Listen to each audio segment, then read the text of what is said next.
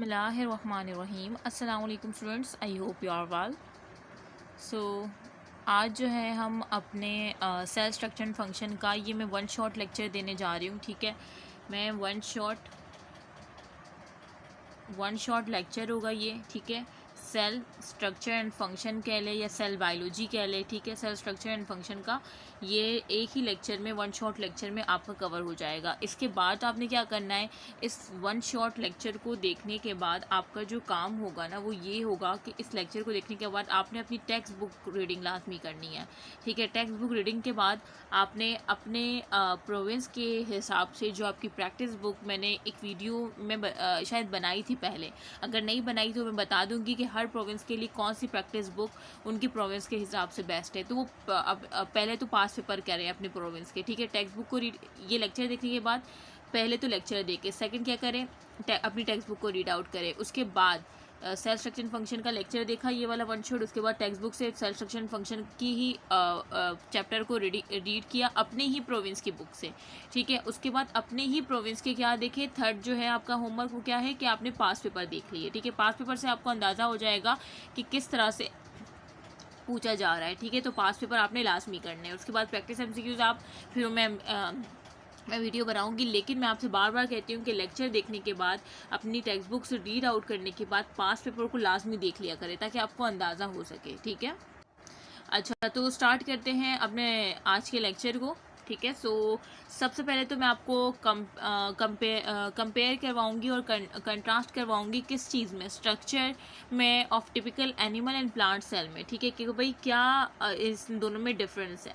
ठीक है, सो वो देखेंगे। सो स्टार्ट करते हैं। देखें, आपको पता है कि जो सेल वॉल की सबसे पहले बात हो रही है, तो सेल वॉल एनिमल सेल में नहीं होती। ठीक है, प्लांट सेल में होती है। जैसे देखिए, सबसे आउटर, अगर मैं बोलूँ कि आउटर बाउंड्री ऑफ ये एमसीक्यूज आया हुआ है, पास पेपर का एमसीक्यूज है कि outer boundary of animal cell is, option में एक सेल मेम्ब्रेन होगा, दूसरे में सेल वॉल होगा और तीसरे में बोथ होगा। तो आप करेक्ट ऑप्शन क्या होगा, जल्दी से कमेंट करें, ए, जिसमें क्या होगा, सेल मेम्ब्रेन। क्योंकि एनिमल सेल की जो आउटर बाउंड्री होती है ना, ये न्यूक्लियस है, और जो आउटर बाउंड्री होती है ना वो सेल मेम्ब्रेन होती है, किसकी, एनिमल सेल की। लेकिन प्लांट सेल की अगर मैं आपको दूसरे कलर से बताऊं तो उसमें न्यूक्लियस होता है, फिर सेल मेम्ब्रेन होती है, फिर बाहर जो है ना एक थिक वो होती है। ठीक है, जिसे हम सेल वॉल कहते हैं। ठीक है, मतलब जो अगर मैं पूछूं कि outer boundary of plant cell, तो आपका ऑप्शन कौन सा होगा, करेक्ट ऑप्शन सेल वॉल। अगर मैं पूछूं कि outer boundary of animal cell, तो आपने क्या ऑप्शन लगाना है, सेल मेम्ब्रेन। ये बातें तो आपको पता होगी ना, ये तो बचपन में पढ़ी जाती थी। तो सेल वॉल जो है एनिमल सेल में नहीं होती, प्लांट सेल में होती है। इस तरह से प्लास्टेट्स जो होते हैं ना वो भी प्लांट सेल्स में होते हैं, एनिमल सेल्स में नहीं होते। ठीक है, प्लास्टेट्स तो आप ये डिटेल में आगे मैं पढ़ाऊंगी कि प्लास्टेट्स क्या होते हैं। ठीक है, अच्छा ग्लायोक्सिजोम्स क्या होते हैं ये हम आगे डिटेल में पढ़ेंगे, ये भी एनिमल सेल्स में नहीं होते, प्लांट सेल में होते। तो जो शुरू के तीन हैं, सेल वॉल, प्लास्टिड्स एंड ग्लायोक्सिजोम, ये हमारे प्लांट सेल्स में होते हैं और एनिमल सेल्स में एब्सेंट होते हैं। उसके बाद अगर हम सेंट्रियोल देखें तो सेंट्रियोल बेटे एनिमल सेल में होते हैं, प्लांट सेल में एब्सेंट होते हैं। ठीक है, लाइसोसोम भी एनिमल सेल्स में होते हैं, प्लांट सेल में एब्सेंट होते हैं। इस तरह से फ्लैजिला भी एनिमल सेल्स में होते हैं, प्लांट सेल में एब्सेंट होते हैं। ठीक है, तो उसके बाद जो सेंट्रियोल, लाइसोसोम, फ्लैजिला है, ये किस में प्रेजेंट होते हैं, एनिमल सेल में प्रेजेंट होते हैं, जबकि प्लांट सेल में क्या होते हैं, एब्सेंट होते हैं। ठीक है, अच्छा उसके बाद आगे आ जाए पोजीशन ऑफ न्यूक्लियस, कि भाई न्यूक्लियस की पोजीशन एनिमल सेल में क्या होगी और प्लांट सेल में क्या होगी। तो जो न्यूक्लियस की पोजीशन है ना एनिमल सेल में, वो होगी सेंट्रल में। मतलब एनिमल सेल में जो न्यूक्लियस होगा ना, फॉर एग्जांपल ये सेल है, तो इसमें जो न्यूक्लियस होगा ना वो सेंट्रल में होगा। ये किसकी बात कर रही हूँ मैं, एनिमल सेल की, कि जो न्यूक्लियस होगा वो सेंट्रल में होगा, पोजिशन ऑफ न्यूक्लियस बता रही हूँ।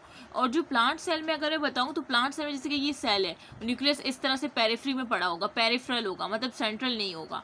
ठीक है, अब उसके बाद पोजीशन ऑफ वैक्यूल अगर मैं आपको बताऊं तो बेटा पोजीशन ऑफ वैक्यूल जो होती है ना एनिमल सेल में, अगर मैं आपको बताऊं तो स्मॉल होते हैं, मतलब स्मॉल होते हैं और एक से ज़्यादा हो सकते हैं। मतलब एनिमल सेल में जो वैक्यूल्स होते हैं ना वो छोटे होते हैं और एक से ज़्यादा हो सकते हैं। जबकि प्लांट सेल में अगर मैं वैक्यूल की बात बताऊं तो प्लांट सेल में जो वैक्यूल होता है ना वो मोस्टली जो है ना सेंट्रल में होता है, इस तरह से। ठीक है, ये मैं किसकी बात बता रही हूँ, वैक्यूल की।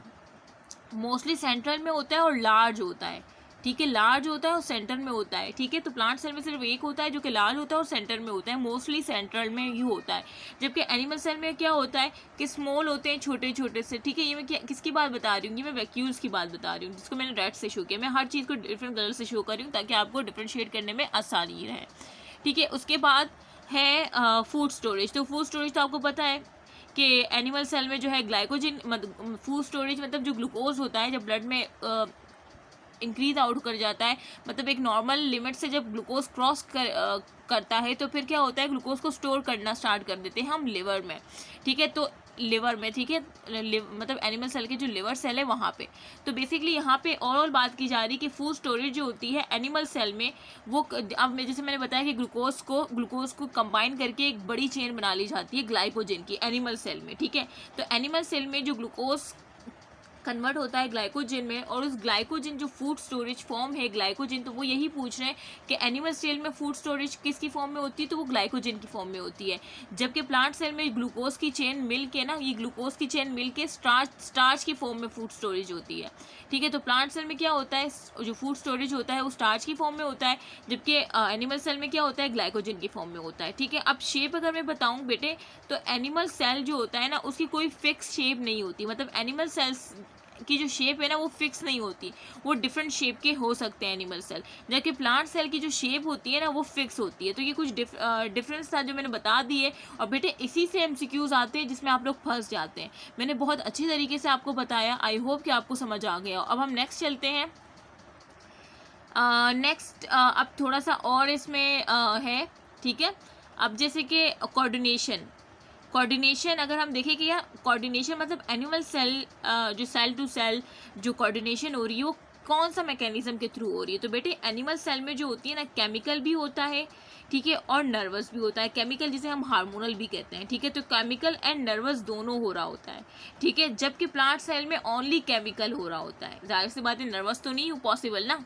ठीक है, तो कोऑर्डिनेशन आपने याद रखना है कि एनिमल सेल में केमिकल भी हो रहा होता है, नर्वस भी हो रहा होता है, जबकि प्लांट सेल में ओनली केमिकल्स हो रहा होता है। ठीक है, मोटिलिटी की बात की जाए तो बेटे मोटिलिटी तो आपको पता होना चाहिए कि मोटिलिटी तो एनिमल सेल के पास होती है ना, प्लांट सेल के पास एब्सेंट होती है। ठीक है, सो ये सारा डिफरेंस था जो कि बता दिया, मेन डिफरेंस। और इसी से क्वेश्चन आते हैं जिसमें आप लोग फंस जाते हैं और द एंड कहते हैं कि मैम कीज़ रॉन्ग थी। तो बेटे कीज़ रॉन्ग नहीं थी, आपके कॉन्सेप्ट आप बना के तो गए थे लेकिन आप रट्टा लगा के गए थे। तो जिस तरह से मैंने आपको बताया आई होप कि आपको समझ आया होगा। मैंने साथ साथ ना कंपैरिजन के ज़रिए बताया, और जिस तरह से मैंने यहाँ पे एक्सप्लेन किया है इसको ना मेमोराइज़ करने आपके लिए बहुत आसान होगा। अच्छा, तो बेटे अगर हम सिमिलरिटीज़ देखें एनिमल और प्लांट सेल्स में, तो बेटे वो होते हैं both animal and plant cells. आपको पता है कि क्या है, यूकैरियोटिक है। यूकैरियोटिक और प्रोकैरियोटिक में डिफरेंस हम आगे देखेंगे। प्रोकैरियोट जिसमें ट्रू न्यूक्लियस नहीं होता, यूकैरियोट जिसमें ट्रू न्यूक्लियस होता है। ठीक है, तो आपको पता है कि यार एनिमल और प्लांट सेल दोनों क्या है, यूकैरियोटिक है। ठीक है, हैव सेल मेम्ब्रेन, जाहिर सी बात है उनके पास सेल मेम्ब्रेन भी होगी, साइटोप्लाज्म भी होगा, न्यूक्लियस भी होगा, ऑर्गेनेल्स भी होंगे। ऑर्गेनेल्स में mitochondria, ribosome, cytoplasmic reticulum, Golgi apparatus, प्रोक्सोसोम, मतलब ये सारी चीज़ें एनिमल प्लांट सेल्स में होते हैं। ठीक है, अब ये एमसीक्यूज देख लें जो आप मतलब एक मैंने एग्जाम्पल के तौर पे यहाँ पे दिया है कि बेटे इंट्री टेस्ट में किस तरह से एमसीक्यूज आ सकता है। तो अब आप मुझे बताएं कि which of the following structure is absent in higher plants and found in animal cells. अब ये देखिए आ गए हैं ना एमसीक्यूज। अब इसमें कह रहे हैं कि बेटे वो स्ट्रक्चर बताएं जो कि एब्सेंट होता है, किसमें एब्सेंट होता है, हायर प्लांट्स में, और पाया जाता है किसमें, एनिमल सेल्स में। तो अब आपने इसमें देखना है क्या एनिमल सेल्स में क्या पाया जाता है जो कि एब्सेंट होता है किसमें, हायर प्लांट्स में। तो आपने देखा क्या सी ऑप्शन माइटोकॉन्ड्रिया तो दोनों के पास होता है, ये तो नहीं हो सकता। साइटोप्लाज्म भी दोनों के पास होता है, ये भी नहीं हो सकता। साइटोस्केलेटन भी दोनों के पास होता है, तो ये भी नहीं हो सकता। सो करेक्ट ऑप्शन इज, जल्दी बताएं, correct option is a, centriole. अभी आपने पीछे देखा कि सेंट्रियोल आपने देखा कि सिर्फ एनिमल सेल के पास पाया जाता है, प्लांट सेल में एब्सेंट होता है। तो देखिए आ गया ना। तो वो बच्चे जिन्होंने रॉन्ग आंसर दिया हो तो वो अपने आप को जो है ना दोबारा से वो ये वीडियो स्टार्ट से देखें। ठीक है, जिन्होंने रॉन्ग आंसर दिया है तो इसका मतलब वो अपने होशो आवाज़ में ही नहीं थे जब मैं समझा रही थी। ठीक है, तो बेटे मैंने ये स्टार्ट में ही बता दिया था कि सेंट्रियोल जो होते हैं वो एनिमल सेल्स के पास होते हैं और प्लांट्स में एब्सेंट होते हैं। So correct option is a. अच्छा, उसके बाद आ जाए जिस तरह से मैंने कहा कि प्रोकैरियोटिक और यूकैरियोटिक सेल में आगे हम डिफरेंस पढ़ेंगे। तो बेटे वो क्या डिफरेंस है, सबसे पहले तो आपको पता होना चाहिए प्रोकैरियोटिक और यूकैरियोटिक। जिस तरह से मैंने बताया कि बेटे यूकैरियोटिक में ट्रू न्यूक्लियस होता है, जिस तरह से ये सेल है और ये न्यूक्लियस है, जबकि प्रोकैरियोटिक मतलब ये जो यूकैरियोटिक का मैंने बताया कि ये सेल मेम्ब्रेन है और ये न्यूक्लियस है ना एनिमल सेल में, और प्लांट सेल में सेल मेम्ब्रेन के बाहर सेल वॉल भी होगी, ठीक है।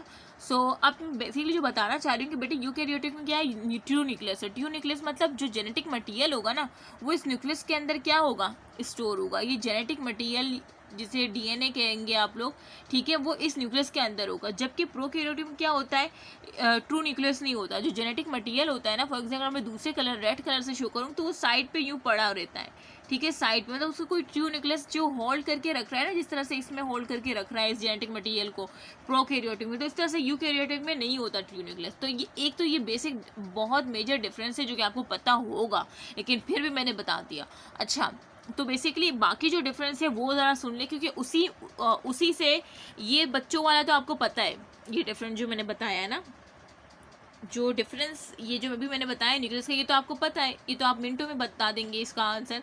लेकिन बेसिकली जो बाकी डिफरेंस मैंने यहाँ पे शो किए हैं ना, इसमें आप लोग फंस जाते हैं। तो इसको देखते हैं। देखिए फ्लैजिला जो होता है ना, वो आपके मतलब प्रोकैरियोटिक में कौन से प्रोटीन किससे बना होता है और यूकैरियोटिक सेल में कौन से प्रोटीन से। फ्लैजिला क्या होता है, जो मूविंग में हेल्प आउट करता है। तो प्रोकैरियोटिक सेल में जो फ्लैजिला होते हैं ना, वो फ्लैजिलन प्रोटीन के बने होते हैं, जबकि यूकैरियोटिक में वो ट्यूबुलिन प्रोटीन के बने होते हैं, ठीक है। एक तो ये डिफरेंस है कि भाई आपसे ये एमसीक्यूज आ जाता है कि भाई फ्लैजिला जो है वो यूकैरियोटिक सेल में कौन से प्रोटीन के बने होते हैं, तो आपने फॉर्म ट्यूबुलिन प्रोटीन पे टिक करना है। अगर वो पूछे कि प्रोकैरियोटिक सेल में कौन से प्रोटीन के बने होते हैं, तो फिर तो देखें नेम सेम ही है, तो फ्लैजिला से फ्लैजिलन, ठीक है। तो ये एक हिंट मिल गया आपको। सेकेंड डिफरेंस देखें, पिली भी है ना, एक जो है ना एक वो होती है, आउट ग्रोथ होती है, ठीक है। तो वो पिली भी एक मूवमेंट में हेल्प आउट कर रही होती है, ठीक है। तो प्रोकैरिया के हम देखेंगे तो प्रोकैरियोटिक सेल में वो पिलिन प्रोटीन की बनी होती है, जबकि यूकैरियोटिक सेल में ये नहीं होती, पिलाए, ठीक है। पिलाए जो है पिलिन प्रोटीन की प्रोकैरियोटिक में बनी, नाम से ही जाहिर है, कुछ या मतलब रट्टा लगाने की तो ज़रूरत है ही नहीं। और यूकैरियोटिक सेल में ये एब्सेंट होती है, ठीक है। अच्छा, इस तरह स्लाइम होता है, तो स्लाइम भी प्रोकैरियोटिक सेल में पाया जाता है और यूकैरियोटिक सेल में एब्सेंट होता है। इस तरह से कैप्सूल, अब कैप्सूल जो होता है ना, कैप्सूल हार्म से बचाता है सेल को। तो ये जो कैप्सूल होता है, जो थिक कवरिंग होती है कैप्सूल, तो ये प्रोकैरियोटिक में होती है, जबकि यूकैरियोटिक में नहीं होती, ज़रूरत ही नहीं होती इसकी। अच्छा, उसके बाद सेल वॉल देख लें। सेल वॉल जो होती है ना प्रोकैरियोटिक में, वो किसकी बनी होती है और यूकैरियोटिक में किसकी बनी होती है, ये बात तो आपको पता होनी ही चाहिए। तो बेटा सेल वॉल जो होती है ना प्रोकैरियोटिक में पेप्टाइडोग्लाइकिन की बनी होती है, जिसे म्यूरिन सैक्यूल्स भी कहते हैं, ठीक है। तो पेप्टाइडोग्लाइकिन या म्यूरिन सैक्यूल्स की प्रोकैरियोटिक में सेल वॉल बनी होती है, जबकि यूकैरियोटिक में जो सेल वॉल बनी होती है वो सेलुलोज की बनी होती है। और काइटिन जो है ना, मतलब फंजाई की अगर बात की जाए ना, तो फंजाई में काइटिन की बनी होती है। अगर प्लांट की बात की जाए तो सेलुलोज की बनी होती है, ठीक है। ये डिफरेंस भी साथ साथ लिख दीजिएगा। प्लांट की बात हो तो सेल वॉल जो है सेलुलोज से बनी होगी, फंजाई की बात हो तो काइटिन की बनी होगी, क्योंकि दोनों दोनों जो है यूकैरियोटिक सेल की एग्जाम्पल है, इस वजह से सेलुलोज और काइटिन इस तरह से करके लिख दिया, ठीक है, स्लैश डाल के। उसके बाद सेल मेम्ब्रेन पे आ जाए तो बेटे सेल मेम्ब्रेन देखें। सेल मेम्ब्रेन जो होती है ना, वो प्रोकैरियोटिक में क्या होती है, लेक्स्टिरोल होता है, जबकि यूकैरियोटिक में स्टिरोल प्रेजेंट होता है, ठीक है। स्टिरोल होता है स्टिरोल, अगर मैं आपको कोलेस्ट्रॉल जिस तरह से आप लोगों ने देखा होगा कि भाई ड्रॉपलेट्स होते हैं सेल मेम्ब्रेन के स्ट्रक्चर में, आप लोग पढ़ेंगे। तो बेटे स्टिरोल जो होता है ना, वो प्रेजेंट होता है आपके, अच्छा तो ठीक है, तो स्टिरोल प्रेजेंट होता है आपके यूकैरियोटिक सेल में, प्रोकैरियोटिक में थोड़ा सा होता है, ज़्यादा बहुत थोड़ा लैक होता है, मतलब कमी होती है इसकी, नहीं होता, लैक होती है, ठीक है, लैक स्टिरोल होता है। अच्छा, उसके बाद न्यूक्लियस देख ले। तो न्यूक्लियस आपको पता है कि यार प्रोकैरियोटिक में तो नहीं होता, यूकैरियोटिक में होता है। इस तरह से डीएनए देखें तो डीएनए जो है ना, जिस तरह से फिर आपको पहले समझाया कि जब न्यूक्लियस नहीं होगा प्रोकैरियोटिक सेल में, तो क्या होगा कि जो जो डीएनए होगा वो क्या होगा, वो सबमर्ज हुआ होगा।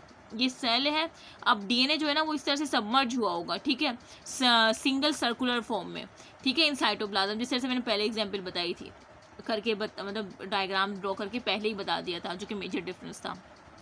अगर यूकेरियोटिक सेल में देखें तो प्रेजेंट होता है न्यूक्लियस, माइटोकॉन्ड्रिया भी होता है, क्लोरोप्लास्ट भी होता है, और लीनियर और सर्कुलर डीएनए, मतलब लीनियर फॉर्म में भी हो सकता है, सर्कुलर फॉर्म में भी हो सकता है। जबकि प्रोकैरियोटिक में जो डीएनए होता है वो सिंगल सर्कुलर फॉर्म में सबमर्ज हुआ होता है साइटोप्लाज्म में। सो ये मेजर डिफरेंस था जो कि मैंने बता दिया आप लोग को, ठीक है। उसके बाद हम चलते हैं, अच्छा कुछ और डिफरेंस मैं आपको बता रही हूँ, ठीक है, ये सारे एमसीक्यूज पॉइंट है जो कि आ जाते हैं, सो इसको डिस्कस कर ही लेते हैं। अच्छा, उसके बाद आ जाता है हिस्टोन्स। तो बेटे हिस्टोन्स जो होती है ना, हिस्टोन ये प्रोटीन्स होती है, ये आपकी जो है ना डीएनए में पाई जाती है हिस्टोन प्रोटीन। तो प्रोकैरियोटिक सेल में ये नहीं होती, ठीक है, और जबकि यूकैरियोटिक सेल में ये होती है, जैसे हम न्यूक्लियोहिस्टोन्स कहते हैं, ठीक है।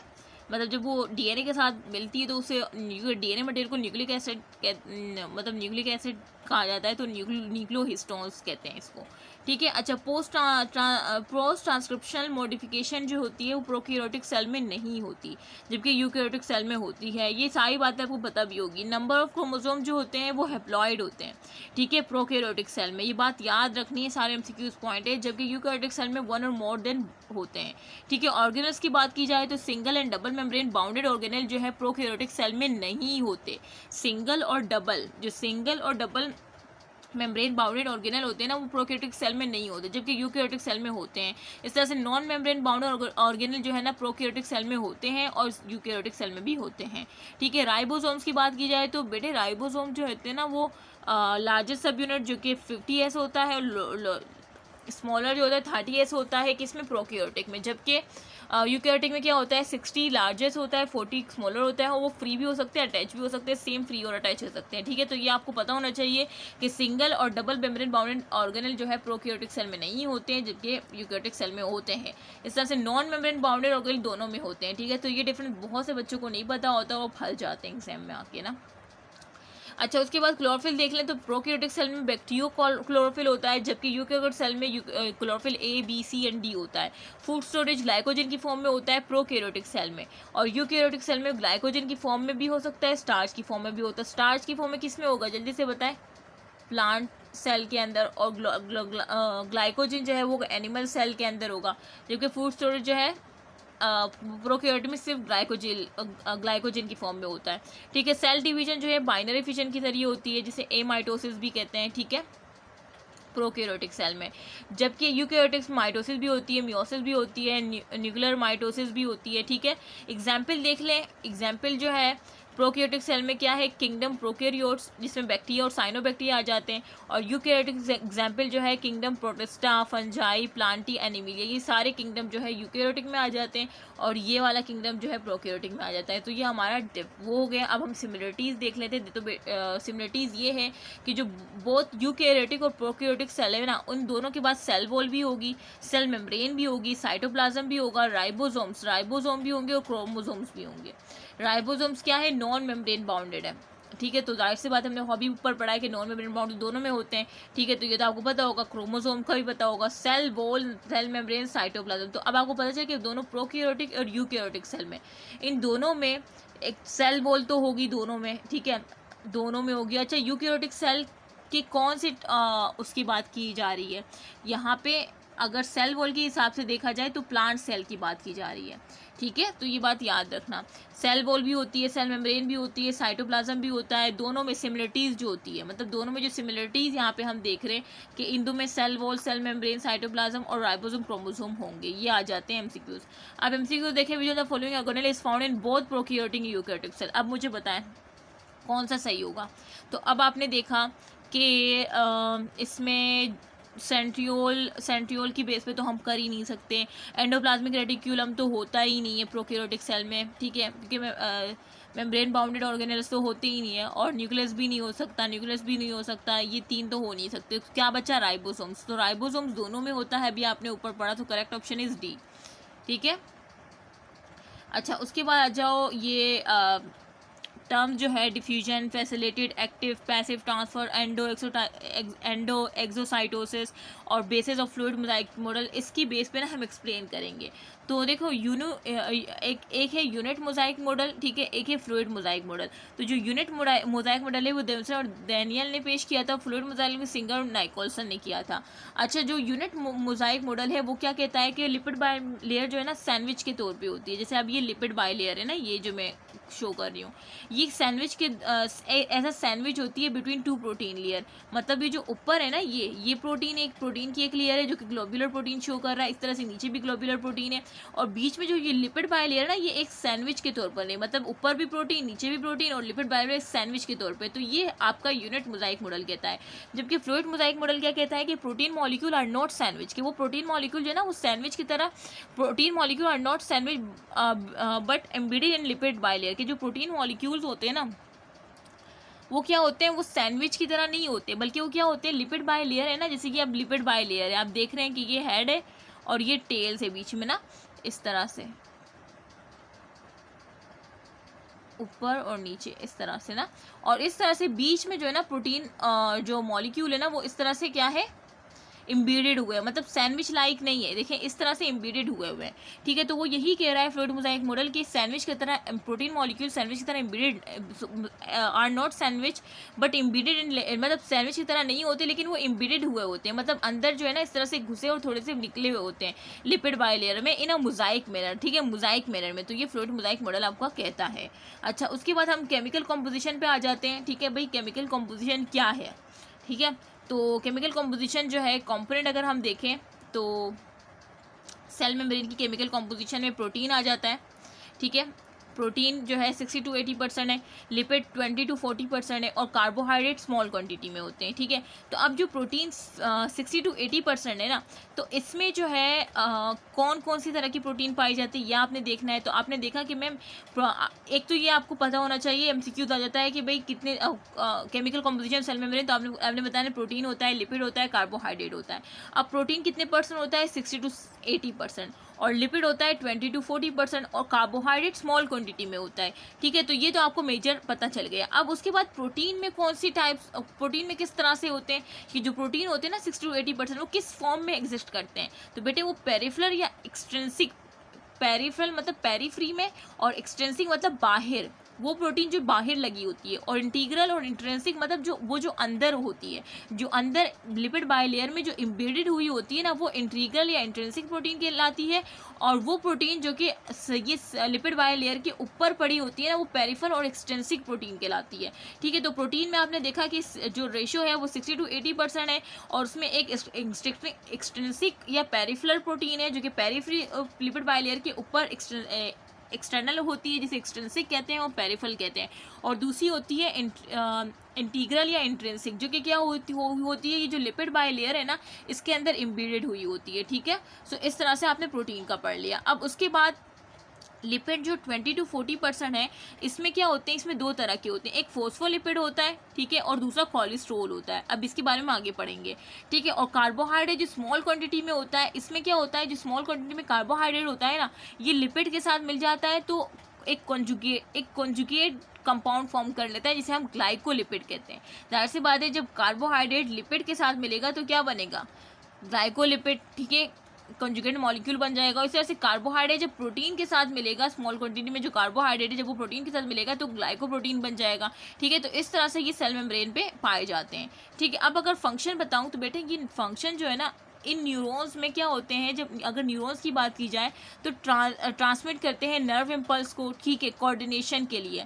मतलब नर्व इम्पल्स अगर कहीं हमें पेन चुभता है या तो जो नर्व इम्पल्स जो स्टिमुलस मिलता है उसके बाद उसके ज़रिए जो नर्व इम्पल्स जनरेट होती है तो पूरी कोऑर्डिनेशन सिस्टम है ना, तो कीप कोऑर्डिनेशन, ठीक है। अच्छा, उसके बाद है in regulate transportation across cell membrane, इस तरह से ये रेगुलेट करता है ट्रांसपोर्टेशन में भी। अब हम देखेंगे कि किस तरह से ये हेल्प आउट करता है रेगुलेशन में, ठीक है, किस तरह से क्या होता है तो हम अभी आगे देखते हैं। अच्छा, उसके बाद ट्रांसपोर्ट अक्रॉस सेल मेम्ब्रेन अगर देखें भाई किस तरह से ट्रांसपोर्टेशन हो रही होती है ना सेल मेम्ब्रेन के अक्रॉस, तो वो अब हम देखते हैं कि किस तरह से हो रही होती है। अच्छा, जो ट्रांसपोर्ट हो रही होती है ना अक्रॉस सेल मेम्ब्रेन तो वो बेसिकली डिपेंड करती है आपके ATP पे। एटीपी के। अब एटीपी पे किस तरह से डिपेंड करती है बेटे, अगर एटीपी का यूज़ हो रहा है ना, यूज़ ऑफ एटीपी हो रहा है, तो इसका मतलब एक्टिव ट्रांसपोर्ट है। अगर एटीपी का यूज़ नहीं हो रहा तो इसका मतलब कि पैसिव ट्रांसपोर्ट है। ठीक है, मतलब अगर एटीपी का यूज़ नहीं हो रहा तो इसका मतलब कि अलोंग कंसंट्रेशन ग्रेडियंट है, मतलब डाउन हिल मूवमेंट है।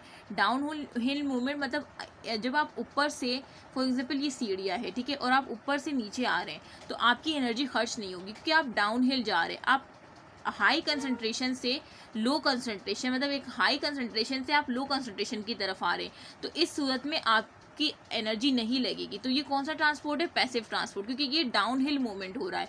ठीक है, मतलब अलोंग कंसंट्रेशन ग्रेडियंट हो रहा है। ठीक है, और जबकि एक्टिव ट्रांसपोर्ट में अगर मैं बताऊं, जैसे कि अगर आप नीचे ग्राउंड पे खड़े हैं और आप सीढ़ियां चढ़ के ऊपर जाना चाह रहे हैं, ठीक है, तो अब आपकी एनर्जी खर्च होगी, आपको अब एटीपी की ज़रूरत है ऊपर पहुंचने के लिए। ठीक है, मतलब अब आप क्या कर रहे हैं, अगेंस्ट दी कंसंट्रेशन ग्रेडियंट जा रहे हैं। ठीक है, अगेंस्ट दी मतलब lower against the concentration gradient जा रहे हैं, लोअर एनर्जी से हाई एनर्जी में जा रहे हैं ना। तो हाँ, अप हिल मूवमेंट जब आप करेंगे ना, अप हिल मूवमेंट, तो वो एक्टिव ट्रांसपोर्ट में आती है और उसके लिए एनर्जी की नीड होती है। और वो कौन सा ट्रांसपोर्ट होता है, वो हमारा होता है एक्टिव ट्रांसपोर्ट। तो बेसिकली अगर इन शॉर्ट में बताऊँ तो बेटे, जब भी आप along concentration gradient mean down hill movement करते हैं तो वहाँ पे एटीपी की नीड नहीं होती और वो पैसिव ट्रांसपोर्ट है। ठीक है, जिस तरह से मैंने आपको बताया, जब आप सीढ़ियों से नीचे उतरते हैं तब आपको एनर्जी की नीड नहीं होती, क्योंकि आप डाउन हिल मूवमेंट कर रहे होते हैं। ठीक है, लेकिन जब आप अपहिल जाते हैं, ऊपर चढ़ते हैं, सीढ़ियों पे ऊपर मंजिल पे जाना चाह रहे हैं, तो तब आपको एटीपी की नीड होती है। ठीक है, और तब आपको थका वैसा मतलब महसूस होता होगा, क्योंकि आपकी एनर्जी वेस्ट हो रही होती है, क्योंकि आप अपहिल मूवमेंट कर रहे होते हैं, एक्टिव ट्रांसपोर्ट हो रही होती है। ठीक है, सो ये बेसिकली मैंने एग्जाम्पल दे दी एक घरेलू एग्जाम्पल के थ्रू। ठीक है, अच्छा, तो एक्टिव और पैसिव ट्रांसपोर्ट तो आप समझ गए। अब इसमें मजीद जो है ना टाइप्स हैं, तो टाइप्स जो है, अब पैसिव ट्रांसपोर्ट जिस तरह से आपने देखा कि पैसिव ट्रांसपोर्ट में एनर्जी का कोई यूज़ नहीं होता, क्योंकि डाउन हिल मूवमेंट हो रही होती है। अब इसकी फर्दर दो टाइप्स है, एक है सिंपल डिफ्यूजन, दूसरा है फैसिलिटेड डिफ्यूजन। अब सिंपल डिफ्यूजन में क्या होता है, सिंपल डिफ्यूजन में मतलब किसी कैरियर की ज़रूरत नहीं होती। ठीक है, वो जो है ना डाउन हिल मूवमेंट खुद ब खुद हो रही होती है, मतलब एक हायर कंसंट्रेशन से लोअर कंसंट्रेशन में जो मूवमेंट होती है ना, खुद ब खुद हो रही होती है, किसी कैरियर की नीड नहीं होती। ठीक है, तो वो सिंपल डिफ्यूजन में आता है। ठीक है, और जबकि फैसिलिटेड डिफ्यूजन में क्या होता है, फैसिलिटेड डिफ्यूजन में आपको कैरियर प्रोटीन की नीड होती है, मतलब डाउन हिल मूवमेंट तो होती है लेकिन यहाँ पे आपको किसी कैरियर प्रोटीन की नीड होती है। ठीक है, कोई कैरियर चाहिए होता है, तो जब भी कैरियर की नीड होगी तो वो फैसिलिटेड डिफ्यूजन में आएगा, लेकिन जब भी विदाउट कैरियर काम हो रहा होगा तो वो सिंपल डिफ्यूजन में आएगा। ठीक है, सो आई होप कि आपको ये पैसिव ट्रांसपोर्ट की दो एग्जाम्पल समझ आ गई हो, जो कि किसकी बेस पे है, कैरियर की बेस पे है। Without carrier simple diffusion, with carrier facilitated diffusion. ठीक है, और दोनों में डाउन हिल मूवमेंट ही हो रही होगी, क्योंकि दोनों टाइप से पैसिव ट्रांसपोर्ट की। उसके बाद हम देखते हैं एक्टिव ट्रांसपोर्ट का। तो एक्टिव ट्रांसपोर्ट में आपने देखा कि अपहिल मूवमेंट होती है और एनर्जी यूज होती है, एनर्जी कंज्यूम होती है, जिसे एक्टिव ट्रांसपोर्ट कहते हैं। तो इसकी जो है ना, इसको हम साइटोसिस इसकी एक मेन टाइप है। साइटोसिस में आ जाता है एंडोसाइटोसिस और एक्सोसाइटोसिस। अब एंडोसाइटोसिस क्या है, इसके नाम से ही जाहिर है, एंडो मतलब इनगल्फ और एक्सो मतलब एक्सपेल। ठीक है, जैसे कि ये सेल है, ठीक है, ये सेल है, अब ये जो है ये बाहर चीज़ को अंदर लेना चाह रहा है, तो ये इसके करीब आके इसके साथ वैक्यूल बना के इसको अंदर ले लेगा, तो ये एंडोसाइटोसिस है। और जबकि दूसरी तरफ अगर मैं दूसरी एग्जांपल दूं कि ये एक वेस्ट मटेरियल है, उसको ये इससे जान छुड़ाना चाह रहा है, तो ये इसको बाहर निकाल देगा, तो ये एक्सोसाइटोसिस है। तो ये जो एंडोसाइटोसिस हो रही है, जो इनगल्फ कर रहा है, ठीक है, फूड भी कर सकता है, कोई कुछ भी कर सकता है एक सेल। ठीक है, और जो एक्सक्रीट कर रहा है कोई वेस्ट मटेरियल या कोई हार्मफुल, ठीक है, तो एक्सोसाइटोसिस एंडोसाइटोसिस बेसिकली ये एक्टिव ट्रांसपोर्ट है, इसमें एनर्जी की नीड होती है। ठीक है, इसमें क्या होती है, एनर्जी की नीड होती है, और ये दोनों साइटोसिस के एग्जाम्पल है, जो कि मेन टाइप है एक्टिव ट्रांसपोर्ट की। अच्छा, एंडोसाइटोसिस की मजीद दो क्या है टाइप्स है। एंडोसाइटोसिस जिस तरह से आपने देखा कि एंडोसाइटोसिस किसी भी चीज़ को इनगल्फ करना, अब वो दो तरह की चीज़ें हो सकती हैं, या तो वो सॉलिड फॉर्म में होगी वो चीज़, ठीक है, या तो वो लिक्विड फॉर्म में होगी। तो जो लिक्विड फॉर्म में होगी वो पिनोसाइटोसिस होगा, ठीक है, और जो सॉलिड फॉर्म में होगा वो फेगोसाइटोसिस होगा। फॉर एग्जांपल ये जो सेल है, इसको अगर इनगल्फ करना चाह रहा है, अगर ये सॉलिड फॉर्म है, ठीक है, तो ये फेगोसाइटोसिस के टाइप में आएगा, लेकिन अगर ये लिक्विड फॉर्म है तो फिर ये पिनोसाइटोसिस की फॉर्म में आएगा। आई होप कि आपको समझ आ गया हो।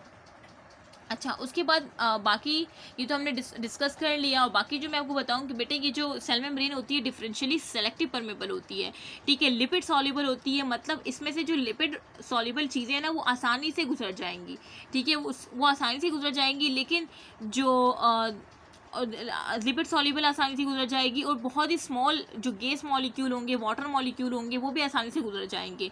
लेकिन जो चार्ज पार्टिकल होंगे, ठीक है, चार्ज पार्टिकल होंगे वो जो है उनको डिफ़िकल्टी होगी, ठीक है। तो जब उनकी डिफ़िकल्टी होगी तो उनके लिए कुछ प्रोटीन्स है जो कि हमने डिस्कस की है, ठीक है।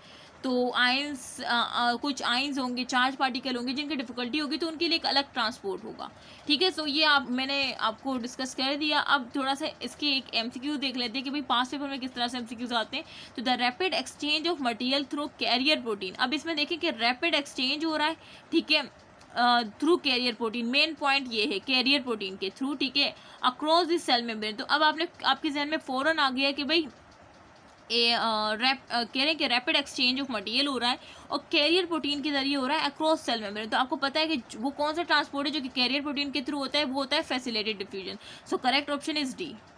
अभी मैंने बताया, आई होप कि आप लोगों ने सही आंसर बताया हो। मुझे, मैं आपको कहती हूँ कि जब भी मैं एमसीक्यू सॉल्व करवाया करूँ तो आप वीडियो को पॉज कर लिया करें, उसके बाद आंसर कमेंट में ड्रॉप करने के बाद वीडियो को पॉज करके अपना आंसर देखा करें कि आया करेक्ट है या नहीं, ठीक है। सो देखिए, अब हमारी थोड़ी सी ये अभी हाफ चैप्टर आपका कवर हुआ है ना, अभी हाफ मज़ीद रहता है। तो ऐसे करते हैं कि इसको हम नेक्स्ट वीडियो में डिस्कस कर लेते हैं। वैसे तो मैं ये चाह रही थी कि 1 आवर में आपको 1 शॉट कंप्लीट करवा दूं, लेकिन इंशाल्लाह इसको हम नेक्स्ट लेक्चर में डिस्कस कर लेंगे, ठीक है। ओके, अल्लाह हाफ़िज़। अच्छा, मेरी बात ज़रूर सुनेगा, ये अभी आपका हाफ चैप्टर कंप्लीट हुआ है, ठीक है। अभी आपका ये हाफ चैप्टर हुआ है, यहाँ से हम इंशाल्लाह नेक्स्ट वीडियो में 30 मिनट करेंगे। तो 30 मिनट की ये वीडियो और 30 मिनट की वो, मतलब 1 आवर का लेक्चर आपका एक चैप्टर कंप्लीट हो गया। तो 1 आवर की इस लेक्चर को देखने के बाद आपने अपनी टेक्स्ट बुक रीडिंग लाजमी करनी है, उसके बाद 5 पेपर को सॉल्व लाजमी करना है, ठीक है। अगर आप पंजाब की साइड से हैं तो आप किप्स या स्टेप, ठीक है, इन दोनों में से आप देखेंगे तो टॉपिक वाइज 5 पेपर उनके मिल जाएंगे उन्हीं की बुक्स में, प्रैक्टिस बुक में, तो वहाँ से आप कर लीजिएगा। और बाकी सिंध वाले जो है वो एनटीएस के चैप्टर वाइज जो है मिलते हैं, होते हैं, तो वो वहाँ से कर लीजिएगा। और बाकी प्रोविंस के भी चैप्टर वाइज जहाँ से होंगे वो वहाँ से इजीली कर लीजिए। मैं एक वीडियो बनाऊंगी जिसमें मैं आपको बता दूंगी कि किस प्रोविंस के लिए कौन सी बेस्ट है बुक, प्रैक्टिस बुक। बाकी रीडिंग के लिए तो अपनी प्रोविंस बुक को ही पहले प्रेफर करें। अच्छा, तो यहाँ पे मैं एंड करती हूँ और मैं इस वीडियो पे देखूँगी कि बेटे कितने आपके लाइक आए, कितने व्यूज़ आए, कितने शेयर आए, ठीक है। उसी के हिसाब से मैं इस नेक्स्ट जो आपका पार्ट है ना, इस 1 shot lecture cell structure function का, उसको प्रोसीड करूँगी। अदरवाइज़ मैं इसको प्रोसीड नहीं करूँगी। अगर आपका रिस्पॉन्स अच्छा नहीं आएगा तो देखिए मेरा टाइम भी बहुत कीमती है। अब कल जो है, अभी मेरी फ्रेंड का मैसेज आया कि बेटा दीना फार्मा का वाला टॉपिक पढ़ लेना, ये पढ़ लेना, कल डिस्कस करेंगे। और आप यकीन करें भी मैं फार्मा का टॉपिक ही पढ़ने वाली थी, लेकिन मैंने सोचा कि नहीं, स्टूडेंट के लिए जो है ना पहले मैं एक लेक्चर अपलोड कर दूंगा, अगर उनको वो समझ आ जाए तो फिर मैं उसको प्रोसीड करूँगी। तो अब आप पे डिपेंड करता है कि आपको ये लेक्चर समझ आ रहा है या नहीं। अगर आपको समझ आ रहा है तो डेफिनेटली आपके लाइक्स भी आएंगे, शेयर भी आएंगे, आपके कमेंट्स भी आएंगे, और देन ही इसको मैं आगे प्रोसीड करूँगी। तो यहाँ पे मैं एंड करती हूँ, इंशाल्लाह नेक्स्ट लेक्चर में फर्दर प्रोसीड करेंगे। ओके, अल्लाह हाफ़िज़।